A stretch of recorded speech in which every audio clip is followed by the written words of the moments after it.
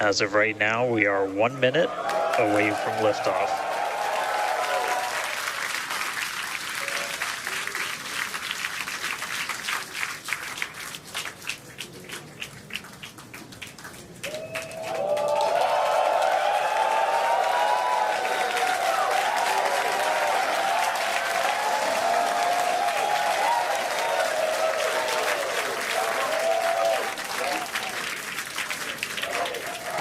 Flight directors go for launch.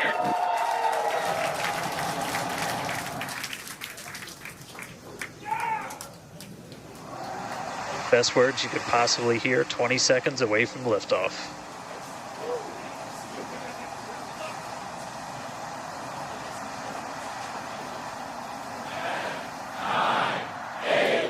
T-minus 5, 4, 3, 2, 1.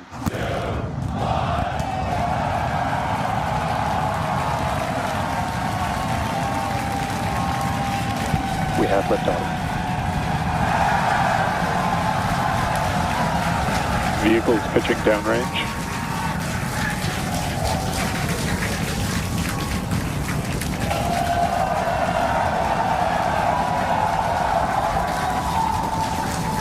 Booster after chamber pressure nominal.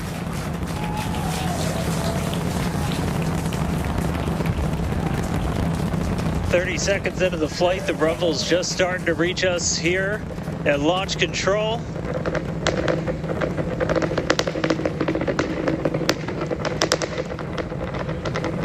Booster and ship, That avionics is the power, sound telemetry nominal. of 33 Raptor engines.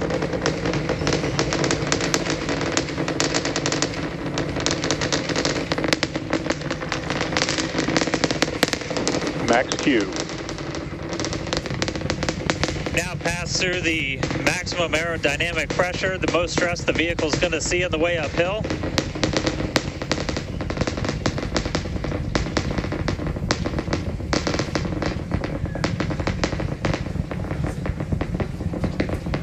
All right, our next major milestone coming up, it's going to be hot staging. We're going to see the engines ignite on ship to push it away from the booster.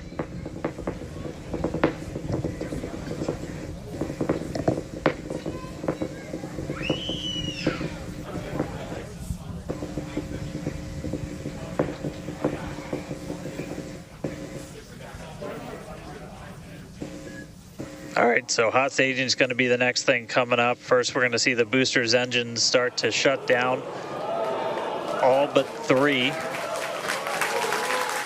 We're going to do what's called most engines cut off instead of main engine cut off, because 3 are going to keep going, and then we're going to see the engines on ship ignite.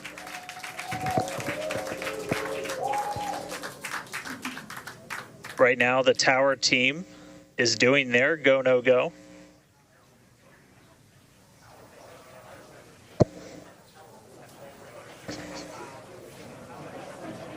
And we might hear some really good words soon, too. All right.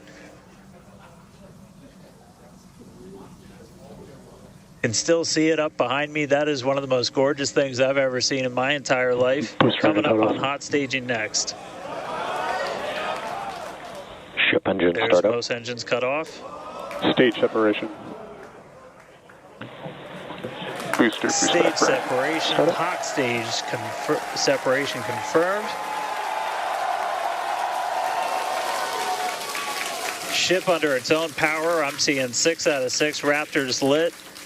Hopefully I got a booster on the way back to me. I'm going to send it to you guys in Hawthorne. Oh, man, that was absolutely incredible. I loved how the crowd... Chamber pressure is nominal. The crowd here in Hawthorne all went, ooh, at that first view of the blue flames from the booster. As you can see there, first stage currently performing, or excuse me, is now making its way back to the launch site. Again, we are... Ship avionics power and telemetry nominal. The booster and the tower are both performing automated checks to make sure we are go for the booster to return to the launch pad for that catch. And once those are complete, the flight director... Booster, boost back burn, shutdown. Flight directors go for booster return. And we did hear that the tower is go for catch. So that was one of the big criteria we were looking for. This view We'll here. wait to hear that the go for catch has been sent. Beautiful view here from the ship. And so exciting to hear that we got a go for booster catch. That means it's going to be a really exciting morning. Again, the booster is making its way back towards now land in order to make that catch attempt in the tower. So incredible to see these views. You can see the ship on the right-hand side of your screen. All 6 Raptor engines are under full power. Once again, the booster is making its way back to the launch site. We are going to try and catch it using the chopsticks on the launch tower, the exact same tower that it just launched from just, 5 minutes ago. Yeah, and the booster. Starship on nominal Guys, trajectory. I can confirm the command was sent for the booster to come back. That is So I'm incredible looking news. up right now. It's pretty much right overhead of us, and we can see it starting to come down. I can't wait for us to hear the sonic boom through Dan's mic. Right. That is going to be incredible. It was so cool to hear the liftoff. And so once again, a successful on-time liftoff of Starship Flight 5. The ship has separated from the booster. The booster is there on your screen. It is making its way back to the launch site. We are going to attempt the catch using the chopsticks. We did hear the confirmation that the command was sent to the tower. We are go for catch. And in order to... And guys, we should just be about 30 seconds away from our landing burn.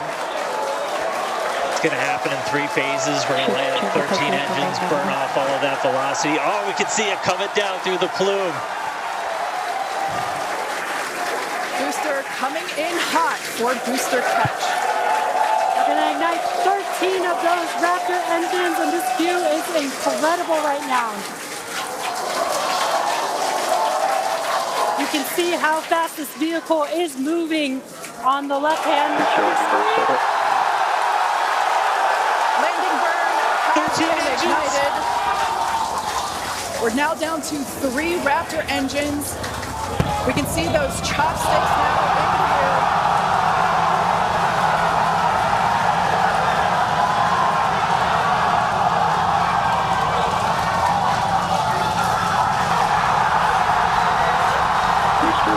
Shutdown. Micadilla had caught the booster.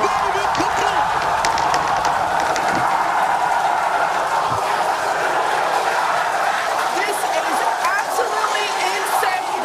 On the first ever attempt, we have successfully caught the Super Heavy booster back at the launch tower. What an incredible view! Are you kidding me?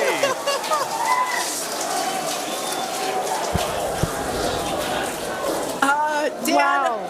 I don't know about you, but we're losing our stuff up Starship here. is turbo bed.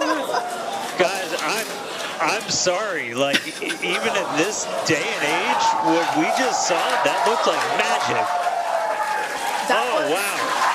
Dan, Wow. your view must have been insane. We are still going wild over here over this. Folks, this is a day for the engineering history books. This is a live view of the Super Heavy booster as it has just been successfully caught back at the very same launch tower that it just came from. Dan, I love this. You are reflecting exactly what everybody else here in Hawthorne, except maybe a little bit more because you got to see it with your own eyes. How was that? We Shipment is got cut it. off. Well, I mean, I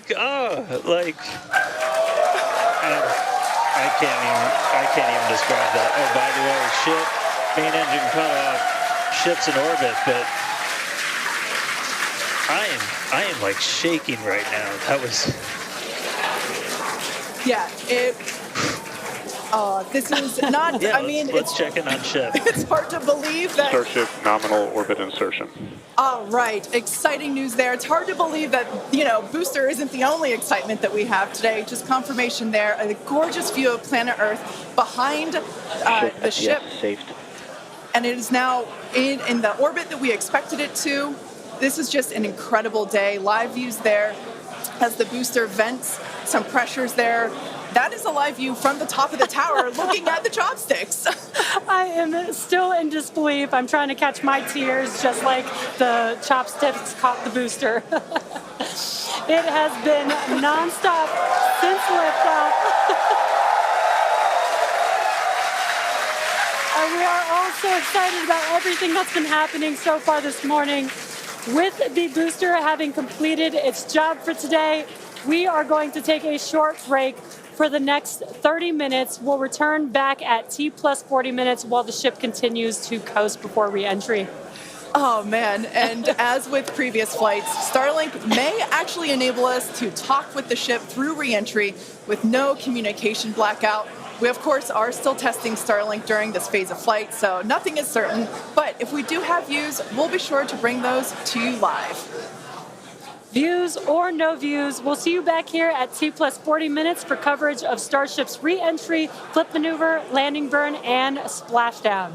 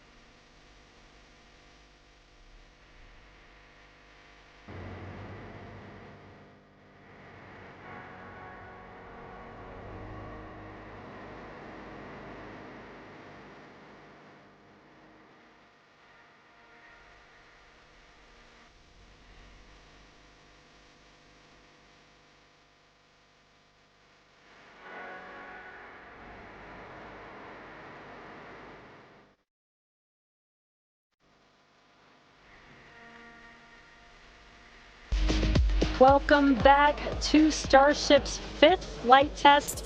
It has been an exciting day so far. Even the crowd here is still so excited.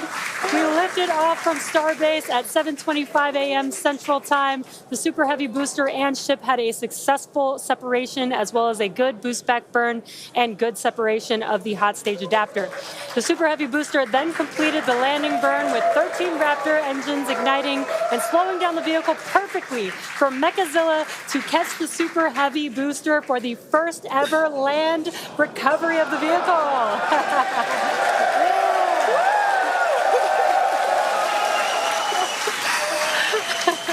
Now, it is insane to think that we're not done yet. We still have, in about 48 minutes, the ship will re-enter. The flap, all the flaps that will today, not that could. The ship will re-enter the Earth's atmosphere. Now, as a reminder, one of the main goals of today's test flight is for the ship to make it through the extreme heat of re-entry and to do so in a controlled manner. We learned a lot about this phase during Flight 4 and, as a result, completely reworked the heat shield, but more on all that in just a minute. Now, re-entry is typically a portion of flight where we don't have communications with the spacecraft because re-entering, it'll be re-entering at about 8 kilometers per second, or about 5 miles per second of roughly orbital velocity. Now, those speeds, the spacecraft moving through the atmosphere results in friction and creates a plasma field around the vehicle. We saw this in action on Flight 4 thanks to Starlink, and wow, it was breathtaking. The blanket of plasma ends up distorting communication frequency, so it's not uncommon to experience brief blackouts in communication, but hopefully that's not the case today. And Kate, that's where Starlink has just kind of been just the unsung hero and the MVP of this test campaign. I mean, it's able to give us data, not just awesome video, but also data in real time as we're going through reentry. I mean, this is something that throughout the history of spaceflight just hasn't been possible. And this is an environment that is so unforgiving, so hard to model, so hard to understand. And for the first time ever, we're able to literally watch as it unfolds in real time, get that data in real time. And we're able to do that with Starlink. And it's great for us because we get to see something. We get to see the greatest light show on the planet or off the planet. But what it means for this program, we're able to learn tremendous amounts about our heat shield, our angle of attack, everything that we're doing as we're coming in through the atmosphere at hypersonic speeds. And it's you can't just thank it enough. And also, special shout out, you're going to see some additional flap camera views. We've got a really amazing team of avionics, cameras, electronics, software people who made all that possible. And so hopefully they're going to give us an even better show on the way in today as we're coming in at about 5 times the speed of sound. Yeah, those flaps, Dan, that you see there, that's what's helping. Starship is in a good attitude for entry, approaching the entry interface.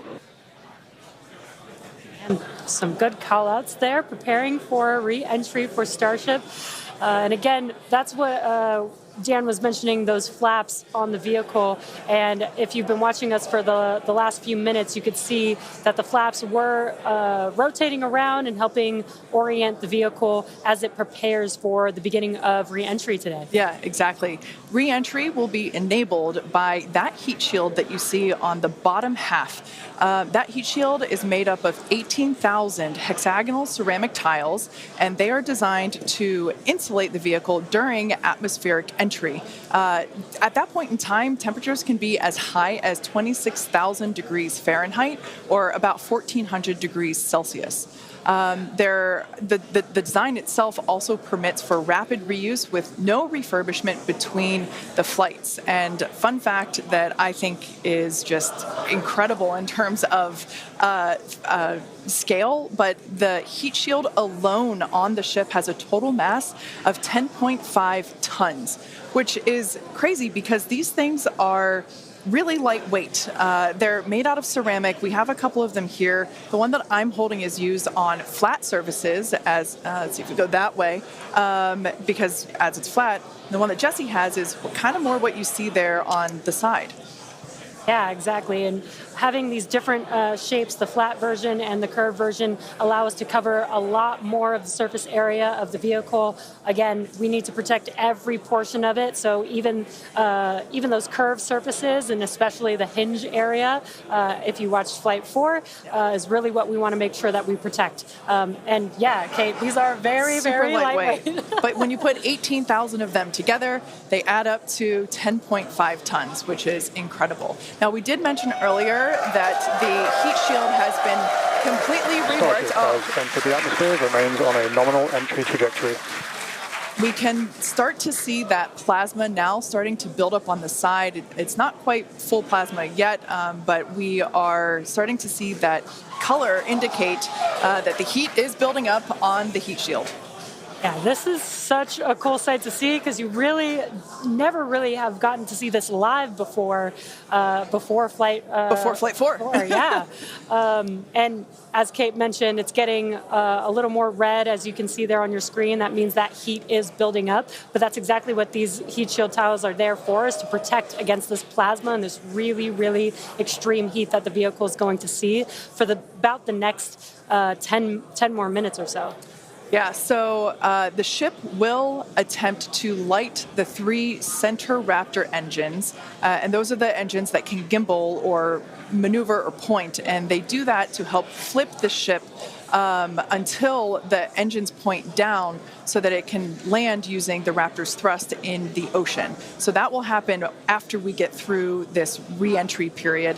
Again, now starting to see. And we also might start to see the flaps actuate a little bit here as the vehicle controls its roll during re-entry. That was one of the main learning points from Flight 3 was the roll control didn't work quite as well as we wanted it to. We learned that we needed some redundancies. So we added more roll control thrusters, and we'll see those in action as well today, as that was a Flight 3 learning that worked better on Flight 4 and still enabling that same design today.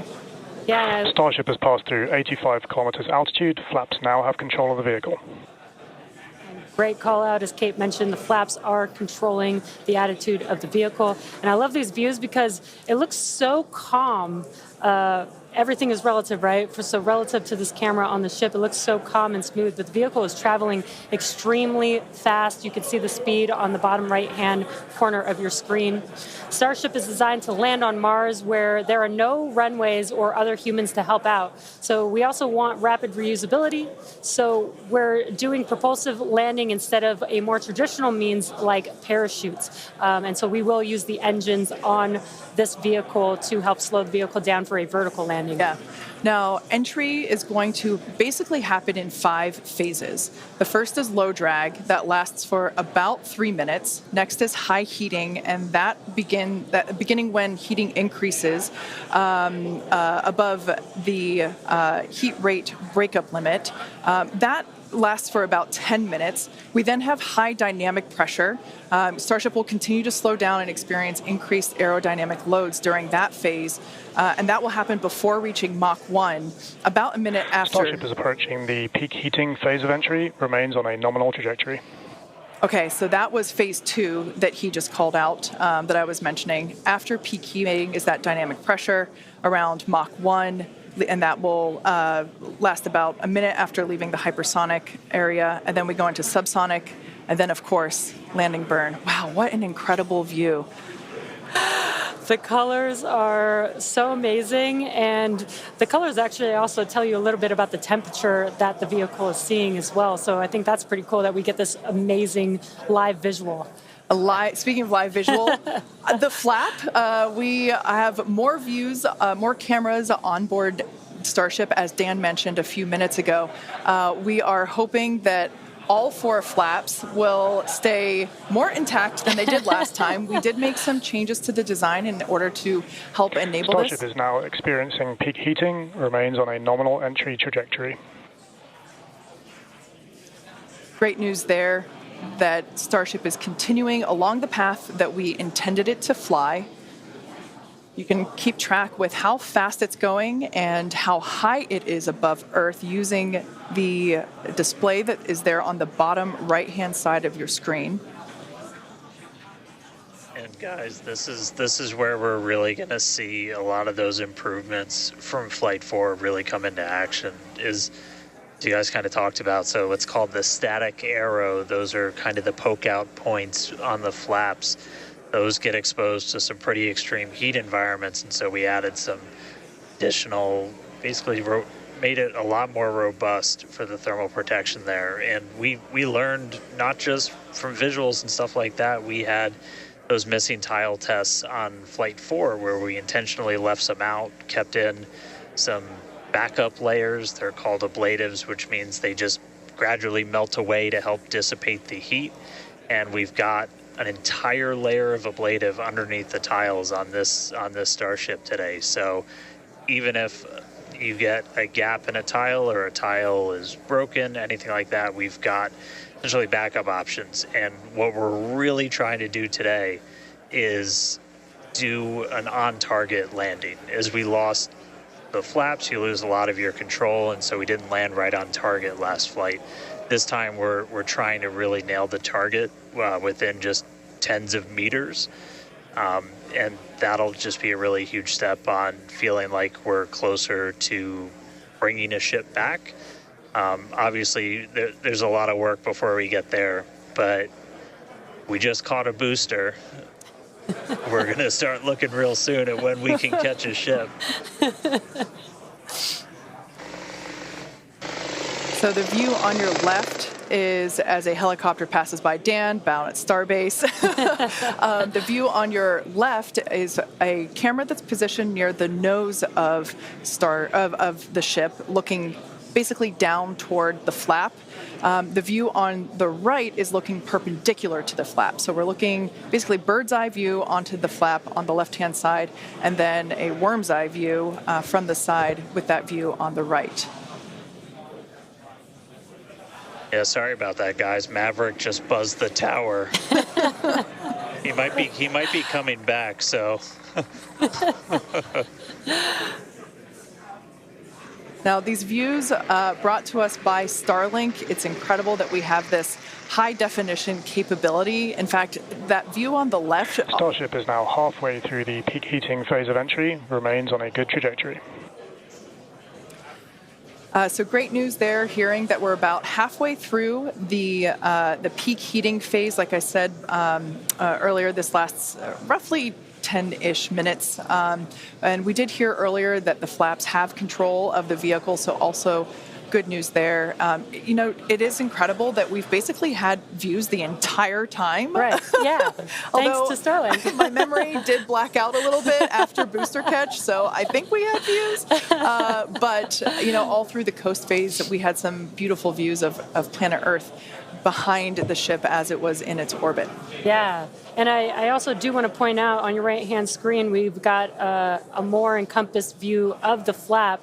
As we watched in Flight 4, the hinge area was the area where we got a little bit of that burn through. This view, this new camera view on the ship will help us be able to visually see more of what's happening in that area. And again, we have improved our heating tiles, and so hopefully we've protected the hinge a lot better this time. Landing chill has started.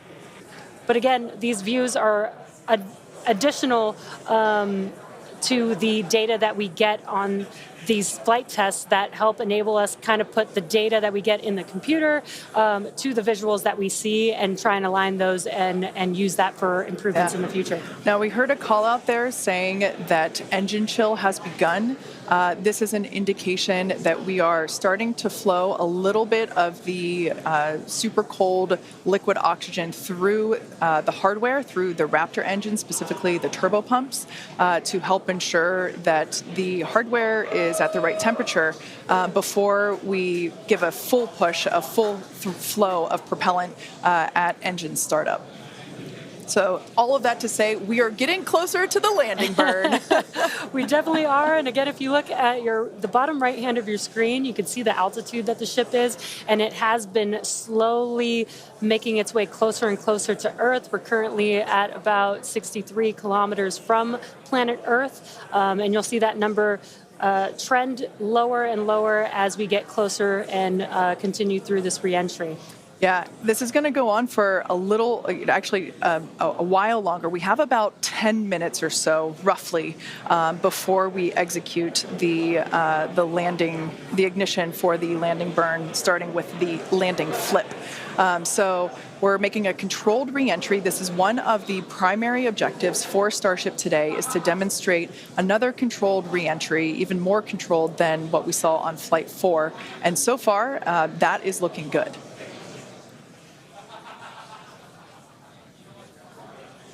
And then as we start to really get lower, we're going to start seeing the atmosphere's effects start to take place, and that's when we'll be dropping our speed down closer to the speed of sound. You'll see the flaps start to maneuver. We were able to do a landing burn on Flight 4, which kind of caught all of us off guard. It was pretty incredible after seeing the flaps survive through. And we're going to try and do another one on this flight today. We tweaked it a little bit, so we're going to try and splash down at a little bit of a gentler angle this time, instead of just kind of hit the water and fall over. And the goal with that is try and keep the ship intact, and then if we're able to then get some additional video of it, again, that's just more data. And everything we can see, everything we can get extra, like a couple extra seconds or minutes of data coming from the ship after Starship has splashdown. passed through the peak heating phase of flight, approaching maximum entry dynamic pressure. All right, we're through peak heating. Coming up is basically max Q part 2, where we're going to hit kind of that part of the curve where we're still moving really fast and the atmosphere is just dense enough that we're feeling the most pressure, but hopefully we're going to start feeling a little bit less heat now.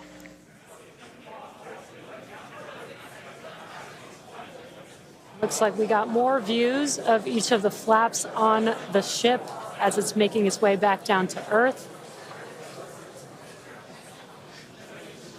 And we did pass through peak heating and still got really good views throughout that whole period. Typically, during the highest heat on the vehicle, we tend to build up a lot of plasma, and that's typically when we would lose, connection or views of the vehicle. But again, with Starlink, we were able to get some live views throughout that entire process there.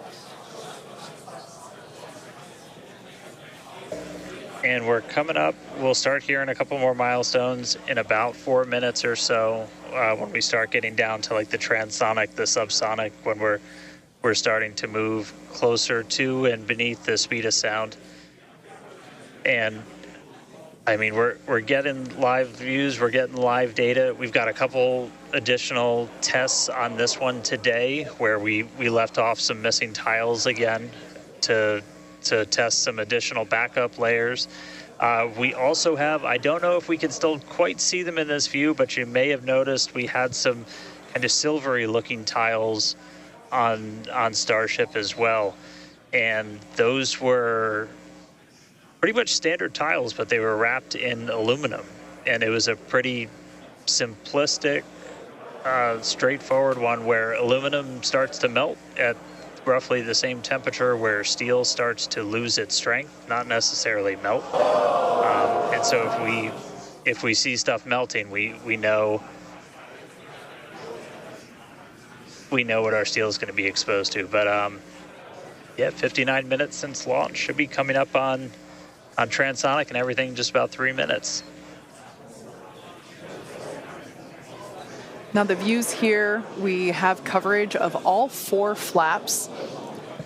We can see, so for those that perhaps didn't catch a glimpse of the vehicle before liftoff, there are 2 flaps at the forward end and 2 flaps at the aft end. The larger camera view that is there on the right-hand side of your screen, that is a view of one of the aft end or the bottom end flaps. we can start to see some heat buildup and peeking through on one of the flaps there in the top left-hand corner of your screen.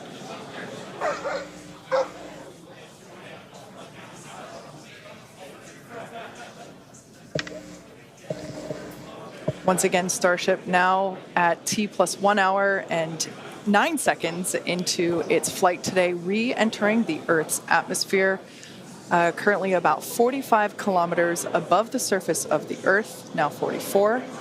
We are targeting a soft splashdown in the Indian Ocean, about, northwest-ish of Australia, and we are attempting to, as we did on Flight 4, perform a flip maneuver as well as Starship is at maximum entry dynamic pressure, remains on a good trajectory.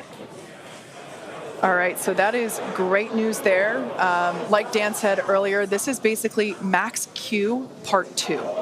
So this is the greatest amount of aerodynamic loads that the vehicle will experience during its flight. It's coming back through the Earth's atmosphere. It was above the Earth's atmosphere in space where there was no friction. We can obviously see heat as evidence of that friction buildup.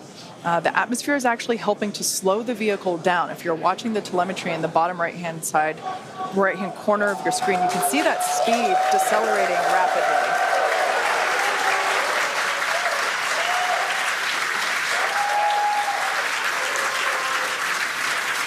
Now, the 4 flaps on the ship help steer the vehicle, and one of the main objectives for the ship today is to demonstrate controlled re-entry during this phase of flight, this re-entry phase. Yeah, and we have 6 engines on ship, but we only need 3 of them, the 3 sea-level engines. We will have that flip maneuver happen very close to touching down for splashdown. We'll do that flip maneuver, ignite those engines, slow the vehicle down immediately, and then hopefully have what we call a soft splashdown in the water. It's probably going to feel a little bit harder on the top of the surface of the water, but it'll look pretty gentle. Yeah, and like we said earlier, we hope to have some more views, even of that phase of the flight. So fingers crossed that we can we can bring those to you. We are hoping to splash down softer than we did last time on Flight 4. Right now, Starship continuing to make its descent back to planet Earth. Starship is at Mach 2, remains on a good trajectory. All right, great news there. That tells us that the vehicle is traveling twice the speed of sound. So we will then, the next call out that we'll hear is that it is, traveling about the speed of sound. And then we will hear a call out that that will be the call out that it is transonic. And then we will hear another call out saying that it is subsonic, meaning going slower than the speed of sound. Starship is transonic. There it is. So at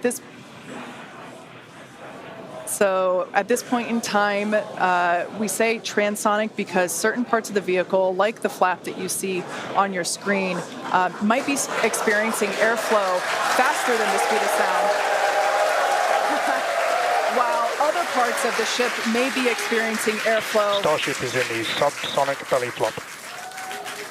All right, so now the entire vehicle is traveling slower than the speed of sound, so subsonic. The crowd here at Mission Control Hawthorne also getting excited, just like us. We're awaiting a water landing. We are going to reignite the 3 engines to perform that flip maneuver, and we're basically about a minute and a half, away from the landing flip. Yeah, the crowd's getting excited here as we get closer and closer to splashdown. Again, just about a minute away from the expected splashdown, so we should see a lot happening coming up here shortly. We're currently having a view of one of the flaps, and it is a little bit dark on your screen, but hopefully we'll get some good views of the ship as it makes that flip maneuver and touchdown for splashdown. Yeah, guys, we saw that speed drop like a rock. So we're doing a belly flip right now, or a belly flop right now. That's what's kind of, if you saw the high altitude campaign, that's the unique thing about how Starship comes back. So we've bled off pretty much all of the speed we're going to. We're essentially at terminal velocity. Starship is at 5 kilometers altitude, remains on target. 5 Five to go, coming up soon, landing burn.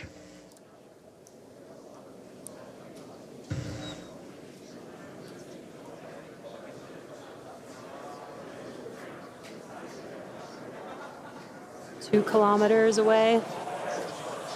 Starship is on target, approaching landing burn startup. So keep an eye on the bottom right-hand side of your screen as well. That will be the indicator when the Raptor engines ignite, if we are unable to see that illumination ourselves. Landing burn startup. What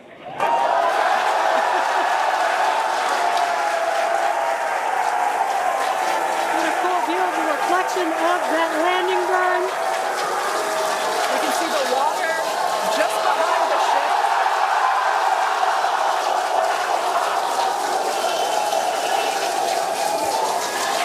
Starship has landed. An incredible view. I think it is safe to say we have a ship in the water. Touchdown! That is a live view from the ocean surface. What an incredible end to Starship's journey. A live view from a buoy that we had out at the landing zone. An incredible view of ship landing just about on target as they were calling out. That was amazing. And we were not intending to recover any of the ship's hardware, so that was the best ending that we could have hoped for.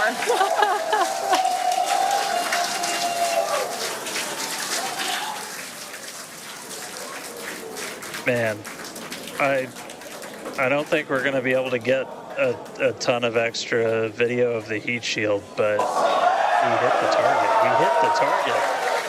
Yeah. I mean, we hit the target because we had these buoys placed in a pretty specific spot, so wow. What a day. I feel like that's what I get to say. What a day. I mean, everything started off today with that launch. We were able to lift off towards the end of our window, 7:25 a.m. Central Time. 33 out of 33 Raptors in the way uphill. Successful hot stage. Booster came back. We watched it come down right behind us. Watched it get caught. And that broke my brain for a while. I'm really happy we had coast for a bit, but that's first ever booster catch, major step on the way to rapid reusability. And ship just gave us one heck of a show, making it through a controlled re-entry this time, flaps intact, made it down to the water. Hey, Starships were meant to fly, and it sure as hell flew today. So let's get ready for the next one. Over to you guys. They were meant to fly, and they were also meant to be caught by Mechazilla. Yeah. It's been such an incredible day today. Congratulations to our teammates and to everyone who supported the Starship program. And thank you to all of our future customers for your support.